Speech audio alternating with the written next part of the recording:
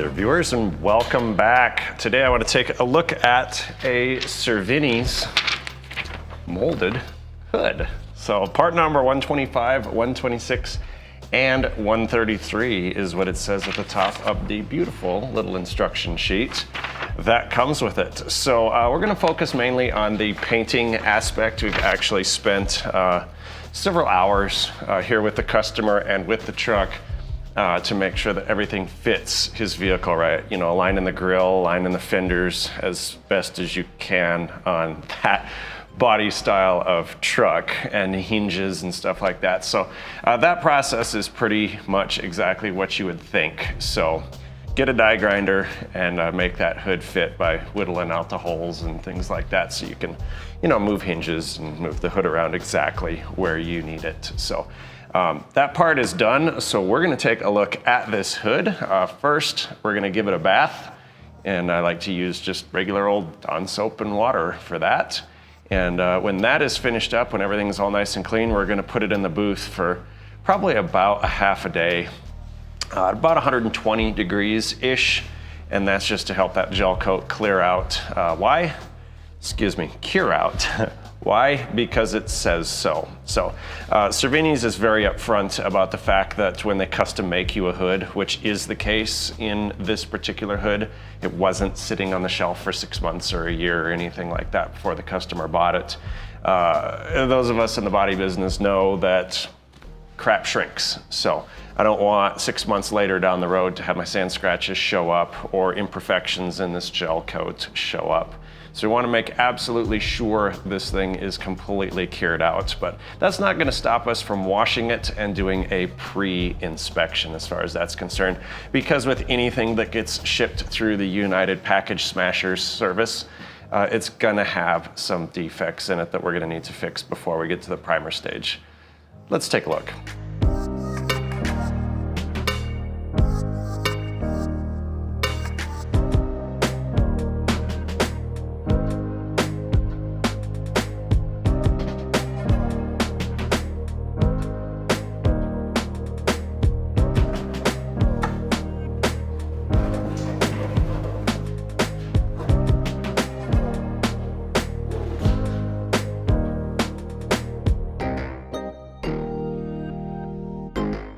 Well, that's all we got for today. We're going to go ahead and let that bake for 4 or 5 hours at about 120. A couple reasons behind that. One I alluded to earlier, and the second reason is going to be there's a bunch of water on the inside of the hood. So the last thing we want is for that to come draining out during our painting process. One thing I did notice while I was washing it, looks like they did a little touch-up on the bodywork. And I don't know what it is they used, but literally the wax and grease remover actually dissolves it. So all I did is a red Scotch-Brite and the solvent-based wax and grease cleaner. This stuff's not stuck on good. So fortunately, it was only applied on the bottom, but that's something, looks like it came from the company, and you absolutely do not want to put your primer over the top of that, because guess what? It's not going to stick. So anyway, we'll let this bake, and we'll see you tomorrow.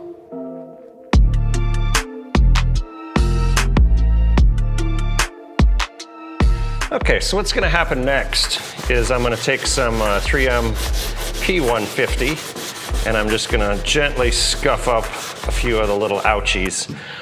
It is fiberglass, or SMC, however you want to look at it. So you don't want to go overboard sanding. We just want to make sure we get a little bit of tooth so that we can get that flexible front end fill, if you will. The front side repair by 3M. I like it a little bit more than a body filler, because it's kind of an epoxy sort of thing. It does a really nice job. I use it on bumper covers all the time. Next, what we're gonna do is I'm just gonna go around the perimeter here of this hood, just to make it a little bit prettier here for the customer. We're gonna fill this. Make sure we overfill, but we wanna fill up all this porosity. So we're gonna run a little bit of a tight coat. Doesn't have to be real precise, but when you open the hood, you want to see a really nice clean edge. All right, next up, we're just gonna spread this. I'm gonna probably start here Just wipe a little bit of that excess off. Again, it does not have to be perfect. Could probably about use your finger.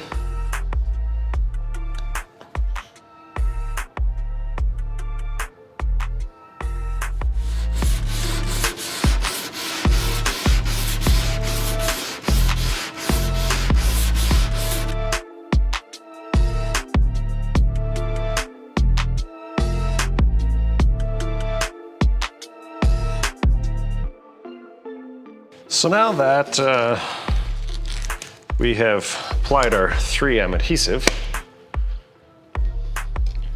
and kind of dressed up this edge here real nice, we're simply going to take a red Scotch-Brite, and I'm probably going to get a new one, and I'm going to go through and completely scuff this whole area so our epoxy primer sticks good. Just start at one edge, and we are going to 100% eliminate any and all gloss from this white gel coat.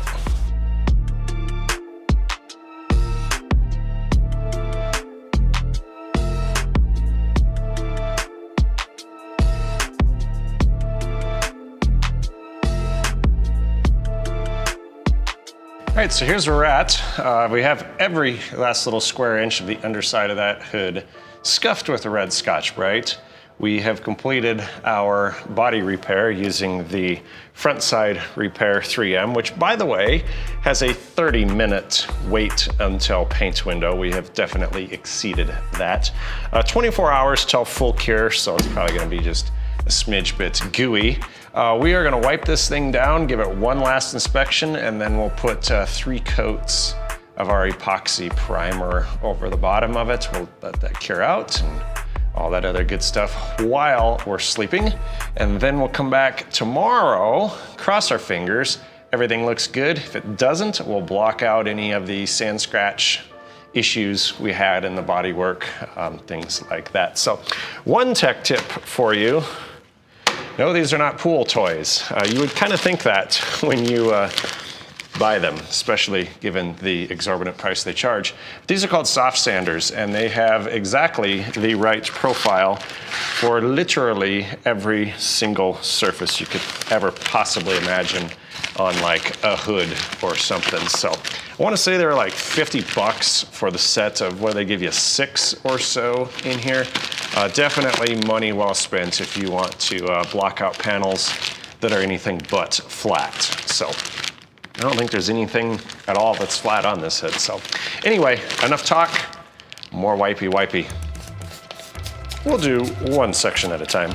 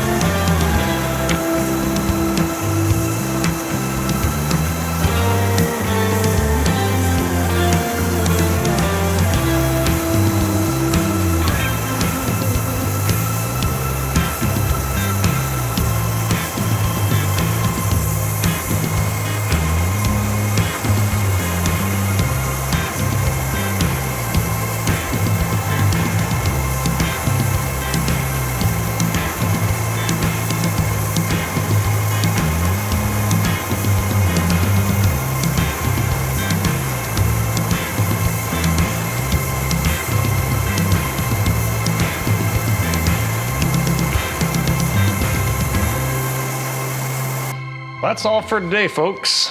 Primer went on like absolutely flawless. You saw the pictures, the body work we had to do with the Easy Sand 3M stuff on there. No sand scratches. Of course, I had that blocked out to 220 before I put the primer on it. So pretty much, I think all we're gonna have to do is let her dry for, I don't know, probably take a couple days, let it dry, and get her blocked out nice, just in the parts that you're gonna see. You know, the little nooks and crannies, I'm thinking gray scuff pads, so shouldn't take us all that long. So, like I said, we'll let that dry, and we'll see you for the scuff. We're gonna apply some guide coat to the areas that we repaired, mainly just the flat areas that you're really gonna see, so.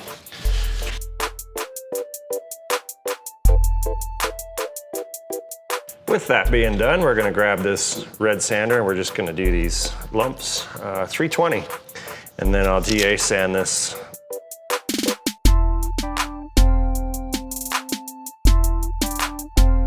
All right, so what we're gonna take a look at now is I have blocked out anywhere where there was, possibility of coarse sand scratches. I'm on a 400 with the DA on a 3/32 with an interface pad on the inside of here. And then the rest of it, I am just going to use a gray Scotch-Brite hand pad. So let's make that happen.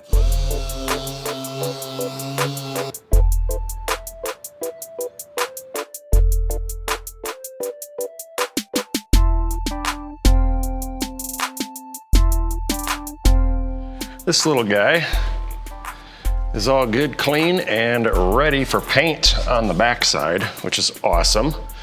And so the process may repeat itself on the pretty side. The only difference is I am actually gonna block this white out before I do any primer on it, just because this gel coat's pretty thick, and there are some little rivulas and things like that going on. You will notice we cleaned off the sides with 220, so we will have no primer on any sort of unprepped area or anything like that. So I think the first thing that I'm gonna do is I'm gonna give this the wax and grease cleaner treatment, and then probably hit it with some guide coat, see if it sticks.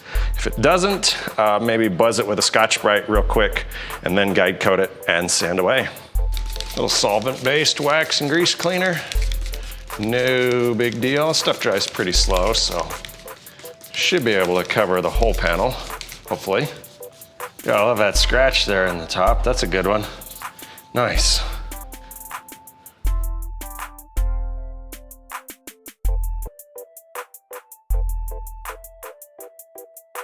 Yeah, so I'm gonna start blocking this with 150 on my blue block here, because it's a little bit thicker, say, than the yellow block. Just try to get rid of some of these scratches, because they're pretty intense. So we'll see what happens. Oh yeah, scratch delete option activated. We're gonna hand block this whole hood, by the way, if you haven't already figured that out.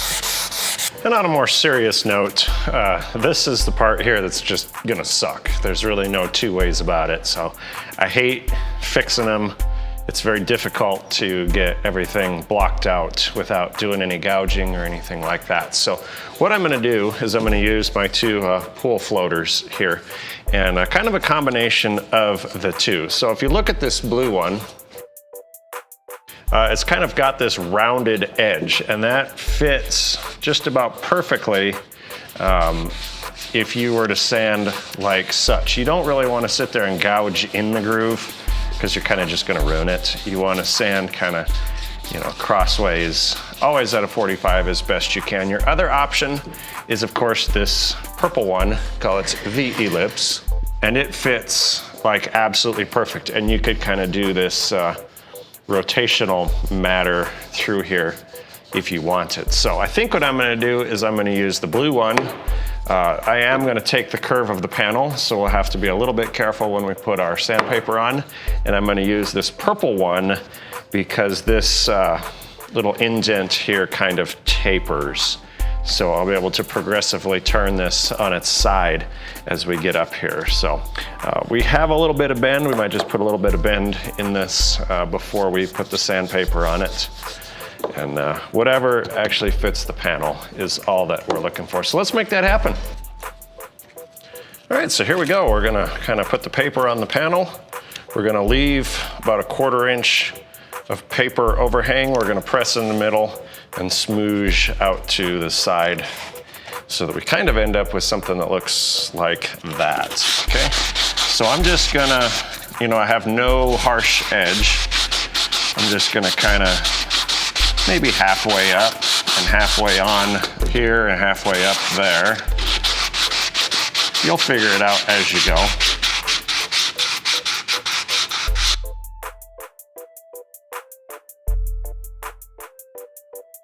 All right, and the last thing left to do is we're gonna scuff the entire top of this hood with a red Scotch-Brite. And that's gonna ensure 100% adhesion, that we didn't forget anything. It's also gonna clean any of our grubby little prints of any type off. So we will have the white feathered into the gray primer on the underside, and then there won't be any goofy little transition lines. So after that's done, we'll put our 3 coats of primer, just like we did before.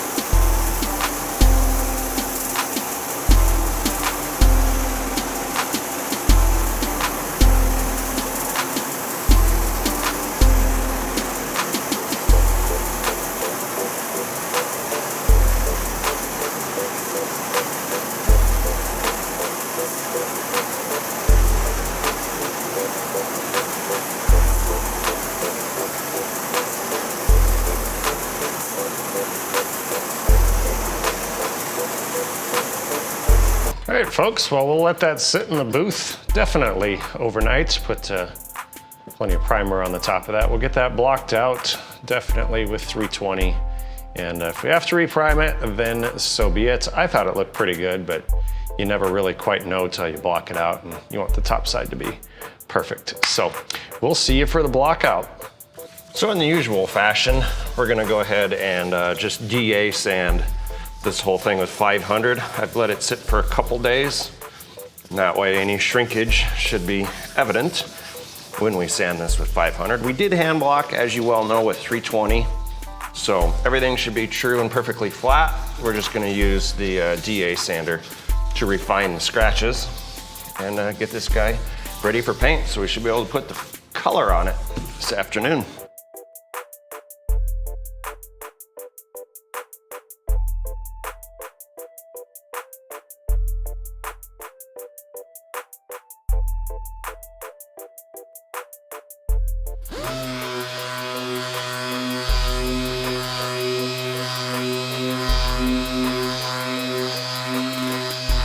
So here you can kind of get an idea when to stop. We're using that 500 with an interface pad and just running it long enough to remove those 320 grit hand scratches. Don't go any further because you don't want to sand through your primer.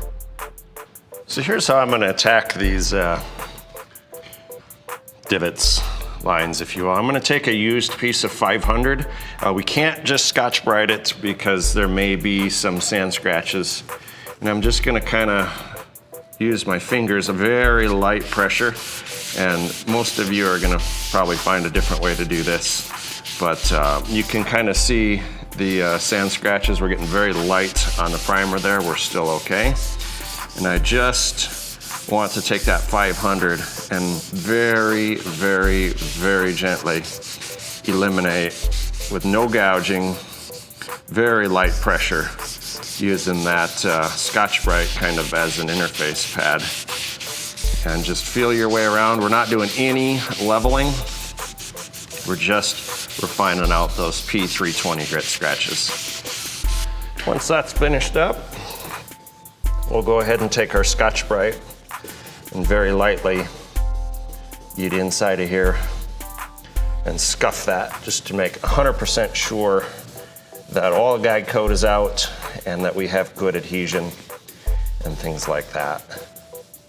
Now that that's out of the way, we've gone over the entire hood with a gray Scotch-Brite. We're just gonna dust it and wipe it.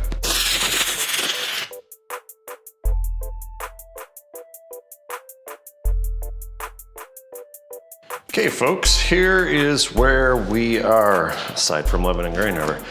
The back side of the hood is prepped, ready for paint, out to 500. This guy was already done earlier in the video. I have my masking set up so that it overflows over the pretty side without covering, you know, the edge here of the hood. So my idea, because I don't want to hang this, and that's just kind of painter's preference as far as that's concerned, is the edge is going to be the overflow area. So I'm going to paint the whole back of the hood, clear the whole back of the hood, and then when we flip the hood over, we'll prep this whole edge one more time. And then the second time around, we're actually going to put the tape here, okay, on the exact opposite side, which lets me cover the back and all of that good stuff. So there's not gonna be a tape line, there's not gonna be any overflow or a line where there's primer versus paint or anything like that. So we'll just end up having to double prep this little area here, and that's totally fine. That's literally like how every single car out there gets repaired. So I suppose the other option is you can hang it, but I don't want to miss any spots being the size of this, and I don't have a great, you know, method to hang stuff up like this. So this will work just fine. In fact, this is probably what you're going to be looking at if you choose to do a project like this at home.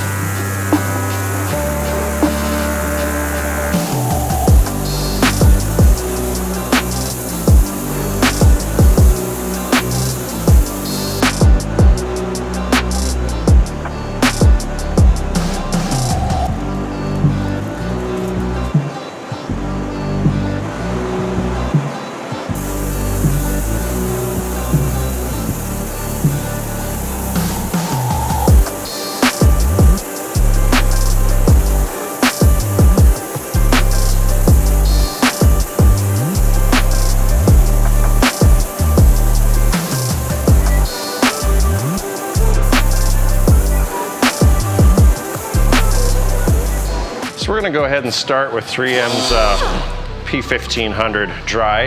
And we're just gonna kind of level out the orange peel and the tiny little dirt nibs.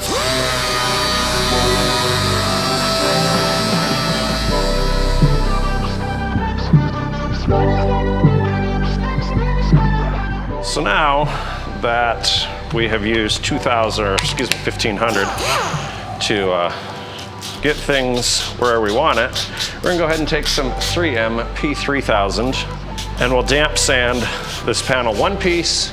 Really ought to suffice for the entire panel. Make sure we go with a north, south, east, and west and do that 3 or 4 times over the same area, and then we should be fit to move on.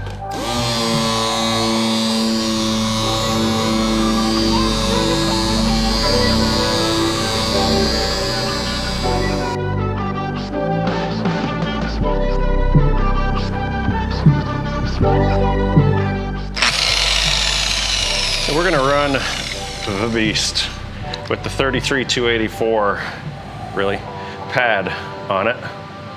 This is Perfected EX, contrary to what it says on the container. It's got a little more of a lemony smell. It stays wet a little bit longer. So now, my favorite part, we get a buff. I'm gonna start slow. We'll run the machine about 2,200 RPM because I'm comfortable with it. We do need to be a little bit careful. This is a composite. It will not wick the heat quite like a metal will, so it's kind of gonna be easy to burn and melt the paint.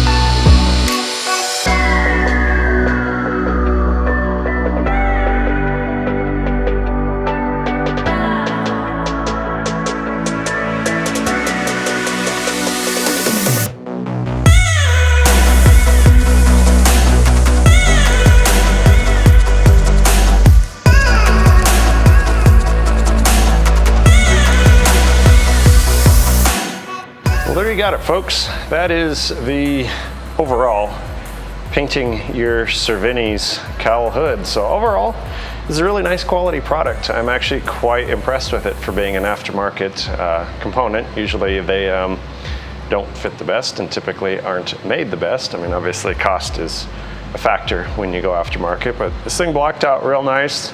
Paint went on it nice, lines went on it nice. Overall, it's a fun project. Took a lot of time, but you can definitely see the workmanship in it, if you will. So with that being said, leave us a comment in that box down below. Give us the thumbs up, subscribe to the channel if that's your thing, so we can keep making them. It really does help our channel to grow. And as always, thanks for watching. We'll see you next time.